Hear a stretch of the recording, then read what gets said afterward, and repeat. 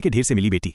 मुझे कचरे के ढेर में एक असली बेटी मिली। सिस्टम ने मुझसे उसे पालने, उसे डांटने, हर दिन उसे परेशान करने और उसे सख्त बनाने के लिए प्रशिक्षित करने को कहा। मैं पूरी तरह सहमत हो गया।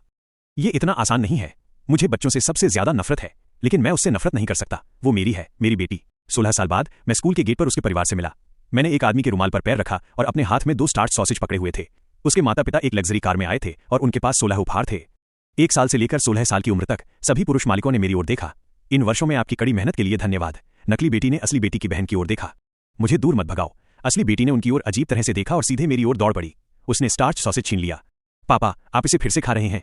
जब मुझे कचरे के डिब्बे के पास वो असली बेटी मिली थी, तब वो सिर्फ 1 महीने की थी। वो बहुत दुबली थी और एक बिल्ली के बच्चे की तरह कमजोर आवाज में रो रही थी। लेकिन जब मैंने उसे पकड़ा तो उसने रोना बंद कर दिया। उसकी गोल आंखें मुझे घूर रही थीं और झुक गईं। मैंने त्योरियां चढ़ाते हुए कहा, ये मत सोचना कि मैं तुमसे भ्रमित हो जाऊंगा। मैं तुम्हें विशुद्ध रूप से पैसों के लिए पाल रहा हूं। सिस्टम थोड़ा अवाक रह गया। फिर आपने उसका चेहरा क्यों चिकोटी काटा? मुझे अपने कंधे उचकाने पड़े।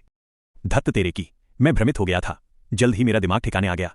मैंने कुपोषण का सिद्धांत बनाए रखा। मैंने उसके लिए सबसे सस्ता दूध पाउडर खरीदा, लेकिन उसे वो पसंद नहीं आया। उसकी छोटी सी नाक सिकुड़ गई थी और उसकी आंखें शिकायतों से भरी थीं। वो वास्तव में नखरेबाज थी और पीना पसंद नहीं करती थी। लेकिन उसने अपना छोटा हाथ बढ़ाया और मेरी तर्जनी उंगली पकड़कर उसे हिलाया। अगली सुबह मैंने एक और पार्ट टाइम काम ढूंढ लिया। मैंने एक बेहतर मिल्क पाउडर खरीदा। क्या ये सही है? अगर वो अच्छा दूध पाउडर नहीं पिएगी तो बड़ी कैसे होगी? अगर वो बड़ी नहीं हुई तो मैं पैसों के लिए उसकी अदला बदली कैसे करूंगा? रात को सोते समय वो बहुत शांत रहती थी। मैं उसे चेक करने के लिए हर मिनट उसकी नाक के पास जाता था। इंटरनेट पर ऐसे बच्चे के बारे में सर्च करना सामान्य है जो रोता नहीं है। 6ठी बार चेक करने तक मैंने आखिरकार उसे जगा ही दिया। तुम क्या कर रहे हो? मुझे बस यकीन था कि वो मरेगी नहीं। जब वो छोटी बच्ची 3 साल की हो गई तो मैं आखिरकार अपनी कुपोषण वाली प्रवृत्ति दिखा सका। आज से मैं उसके गोलमटोल छोटे चेहरे को चिकोटी काटूंगा। शैतान नीचा है और तुम अपने जूतों के फीते खुद बांधती हो। शायद जीन्स प्राकृतिक है। जेन किंगसन बहुत स्मार्ट है। उसने जल्दी ही अपने जूतों के फीते बांधना, खुद सोना, खुद खाना और यहां तक कि अपने मोजे धोना भी सीख लिया। यह किस तरह का दुर्व्यवहार है? तुम नहीं समझोगे। मेरी योजना अभी शुरू हुई है। अगला, मैं उसे फर्श पोंछना, खाना बनाना, गंदा काम करना सिखाऊंगा और उसे अपना गुलाम बनाऊंगा। यही सही दिशा है। मुझे उम्मीद नहीं थी कि जेनियानगिन इतनी आज्ञाकारी होगी और उसे जो कहा जाए वो करेगी। लेकिन उसके सबसे सख्त पिता के रूप में मैं उसे कोई गलती करने की अनुमति नहीं देता। इसलिए जब उसने पोछा पलट दिया तो मैंने उसका हाथ पकड़ लिया और बेरहमी से उसे दोषी ठहराया। तुम कितनी मूर्ख हो। तुम्हारे माता पिता भविष्य में तुमसे नफरत करेंगे। वो फूट फूट कर रोने लगी और कमरे में भाग गई। मैंने उसके पीछे पीछे जाकर छिपकर बातें सुनी। उसके रोने की आवाज कम और कम होती जा रही थी। मैं बहुत बेचैन था। मुझे क्या करना चाहिए? क्या वो रोते रोते बेहोश हो गई? ये इतना गंभीर नहीं है। तुम सही कह रहे हो। मैं और 5 मिनट इंतजार करूंगा। बिल्कुल सही। 4 मिनट, 3 मिनट, 1 मिनट। जाने दो, बस एक नजर देख लेते हैं। अभी बात पूरी भी नहीं हुई थी कि मैंने दरवाजा धक्का देकर खोल दिया। जब मैं अंदर गया तो जेनियानगिन मेज पर पेंटिंग कर रही थी। मैंने उसे गले लगाया और उसे समझाया, बहुत प्यारी हो। तुम्हारे माता पिता तुमसे नफरत नहीं करेंगे। पापा, वहां 2 लोग थे। मुझे दूसरे नहीं चाहिए। मुझे बस मेरे पापा चाहिए। मैं चुप था। पापा, रो मत। मैं नहीं रोया। फिर मुझे लगा कि उसे दोष देने से उस पर कोई असर नहीं पड़ा। इसके बजाय मैं खुद हर बार रोने लगा।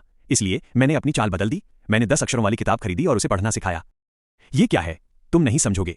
मैं उसे पढ़ाई से कुचलने जा रहा हूं। पहले दिन मैंने उसे तुम और मैं सिखाया। दूसरे दिन मैंने उसे प्यार, नफरत, पसंद और नापसंद सिखाया। मैं आपसे प्यार करती हूं पापा। तीसरे दिन वो एक चूजे की तरह उत्साहित थी। उसने कहा, मैं आपसे प्यार करती हूं पापा। मैं आपसे प्यार करती हूं पापा। मैं शर्मा गया। धत्त तेरे की, इसने काम नहीं किया। इससे पहले कि वो प्राथमिक विद्यालय जाए मैं उसका पंजीकरण कराना चाहता था। तभी मुझे एहसास हुआ कि मैंने उसे कोई नाम ही नहीं दिया है। मैं उसे छोटी बच्ची, लिटिल गाय बुलाता रहा। यह एक महत्वपूर्ण बिंदु है। उसे संघर्ष करने के लिए आपको उसे एक अविस्मरणीय नाम देना होगा। यहां मैं जियाओ डी नाम का सुझाव देता हूं जो बहुत लोकप्रिय है। जियाओ। मैंने रात भर इस बारे में सोचा। अगले दिन मैंने उसका पंजीकरण कराया और सिस्टम से श्रेय मांगा। मैंने आपके सुझाव को माना और उसे एक ऐसा नाम दिया जो उसे पसंद नहीं आएगा। आखिरकार तुमने समझ लिया। अब से तुम्हारा नाम लूज यू होगा। मैं किसी तरह कुछ बार हंसने में कामयाब रहा। छोटी बच्ची को बारिश के दिनों से नफरत है। मैं उसे जीयू माइनस बारिश का एहसास बुलाऊंगा। वो गुस्सा होगी। पापा, मेरे उपनाम को आपके जैसा ही रखने के लिए धन्यवाद। ये सही नहीं लग रहा है। प्राथमिक विद्यालय जाने के बाद मैंने उसे कड़ी मेहनत से पढ़ने के लिए कहा। लूज यू आज्ञाकारी थी। वो और अधिक शांत हो गई। उसने मुझे हर दिन पापा बुलाना बंद कर दिया। वो सोने से पहले मेरे लिए घर का काम और होमवर्क करती थी। देखो, हम सच में हार गए। ये दिखाता है कि बच्ची के लिए योजना अच्छी चल रही है। लेकिन मैं उसे देखने के लिए उसके कमरे में घुसने से खुद को रोक नहीं सका कि वो क्या कर रही है। अगले दिन स्कूल के बाद उसने 2 स्टार्च सॉसेज खरीदे और चलकर आई।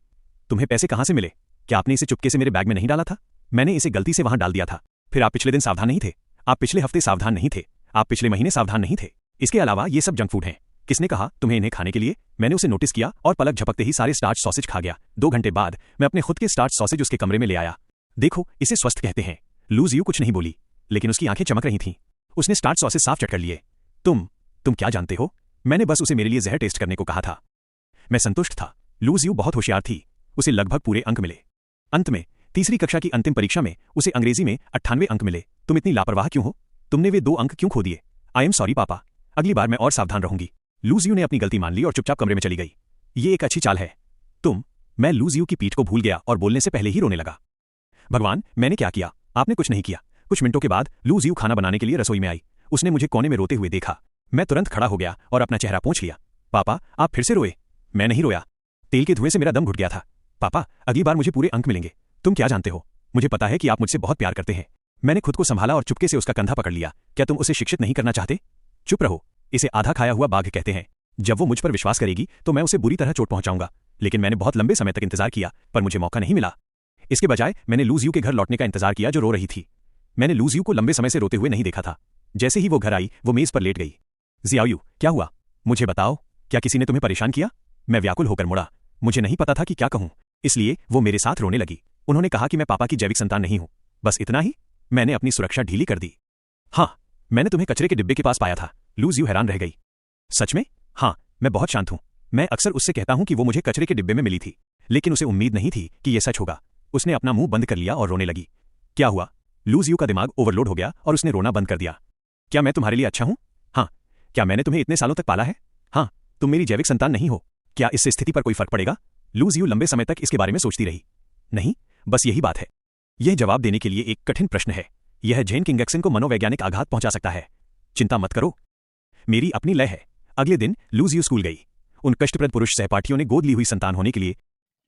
अगर आपने अभी तक चैनल को सब्सक्राइब नहीं किया है तो प्लीज सब्सक्राइब वाला बटन दबा दें और घंटी बजाना न भूलें।